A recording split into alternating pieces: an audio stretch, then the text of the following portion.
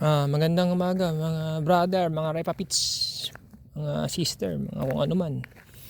Di tayo ngayon, lalakad tayo ngayon, no? So, kanina nagpunta ako doon sa mahal na pala yung entrance doon, pambihira. Yung sa may mga train, yung sa may mga parang lifter, yung anong tawag doon, yung sa may hanging lifter.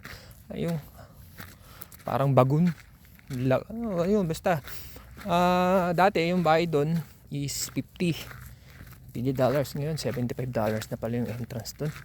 So nag-decide ako na hindi naman ako masyado kasi nasakyan ko na naman yung mga train doon, tsaka yung yung cable na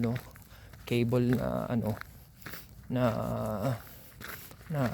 sinasakyan doon, yung tawag doon, basta yung may hanger yun, sinakyan ko na dati yun eh. So sabi ko, nasakyan ko na naman yun eh. So hindi na siguro ako magpapasok doon, mag-entrance pa. Naglakad na lang tayo doon sa nature kasi ito na naman talaga yung gusto kong puntahan eh. Yung nature lang. Yung ganito. Maganda yung klima niya ngayon, no? Hindi masyadong maaraw, hindi masyadong mainit. So tamang-tama lang para ma-relieve yung ating mga stress sa buhay.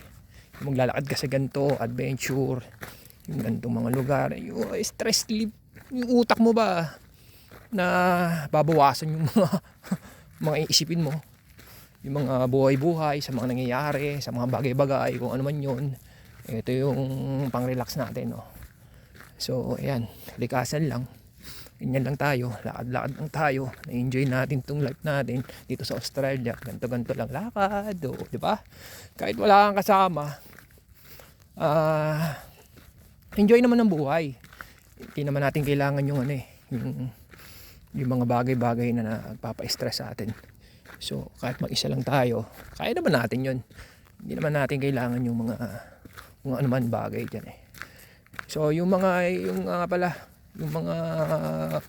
nag-likes at saka nag-subscribes dun sa aking mga YouTube channel, maraming salamat, no. Napasaya niya ako dun, kahit pa paano. At saka yung yung isang nating subscriber na taga Japan, oy, kumusta ka dyan? So pasensya ka na, ha. Alam ko na nagagalit ka sa akin kasi hindi ko na na pagtuunan yung mga calls mo, tsaka yung request mo sa akin. So kung pupunta ka pa rin, okay lang din. Baka kung i-message mo man ulit ako, siguro baka tag dito. Siguro kung isang araw lang pwede, pagbibigyan siguro kita. So dito tayo, ikot-ikot tayo, no? Tingnan natin yung kalikasan dito. Alam ko nagagalit ka kasi na-cancel yung natin, yung pag-meet natin by November 23 na punta ka dito sa Sydney, no? Para i-video ko yung mga experience mo dito sa Australia, yung mga tourist spot na gusto mong puntahan, at least ma-video natin at ma-vlog. Humingi ako siya ng pasensya. Somehow, baka kung nandito ka na, try natin, subukan natin. Ano lang naman for the fun, for vlog lang naman, di ba? For the views, para at least yung family mo masayahan at mapanood yung YouTube channel ko. So may nabit kang isang vlogger dito sa Australia na kahit paano na-enjoy mo yung lugar dito, no?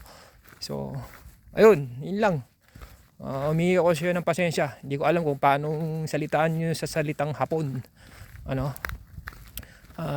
English na lang. I'm very sorry for the canceling of the meet each other. Okay, yun lang siguro. Ganda mo pa naman. So alam mo, so you so pretty, no? Ganda mo nakita ko yung picture mo, sobra. At yung nag-call video ka sa akin, ang ganda mo. Salamat, na-appreciate mo ako, kahit ganito itsura ko.